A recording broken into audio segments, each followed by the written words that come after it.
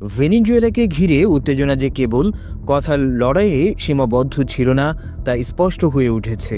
কয়েকদিন আগেই যুক্তরাষ্ট্রের প্রেসিডেন্ট ডোনাল্ড ট্রাম্প ভেনেজুয়েলায় স্থল হামলার অনুমোদন দিয়েছিলেন, এমন তথ্য জানিয়েছে সিবিএস নিউজ। প্রাথমিকভাবে সামরিক পরিকল্পনাকারীরা ক্রিসমাসের দিন অভিযান শুরু করার কথা ভাবছিলেন, কিন্তু নাইজেরিয়ায় যুক্তরাষ্ট্রের একযোগে বিমান হামলার কারণে সেই পরিকল্পনা স্থগিত হয়ে যায়।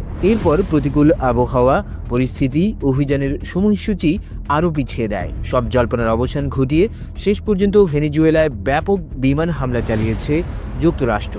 হামলার মূল লক্ষ্য ছিল দেশটির গুরুত্বপূর্ণ সামরিক ও সরকারি স্থাপনা, যেগুলোকে মাদুরো সরকারের শক্তির কেন্দ্র হিসেবে দেখা হয়। এখন পর্যন্ত হামলার খবর পাওয়া গেছে যেসব স্থানে: লা কয়লোটা বিমান ঘাঁটি, কটিয়া লামার এলাকার মাউন্টেন ব্যারাকস, কারাকাসের ফেডারেল প্যালেস, ফোর্ট টিউনা সামরিক ঘাঁটি এবং বারকুইসিমেতে চারলাভে, হিগুয়েরেটো সহ একাধিক বিমানবন্দর।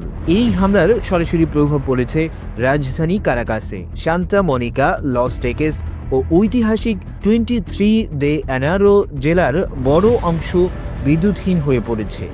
এখন প্রশ্ন একটাই, এটি কি কেবল আকাশপথের বার্তা, নাকি আসন্ন আরও বড় স্থল অভিযানের পূর্বাভাস? বিশ্ব রাজনীতির চোখ এখন ভেনেজুয়েলার দিকেই।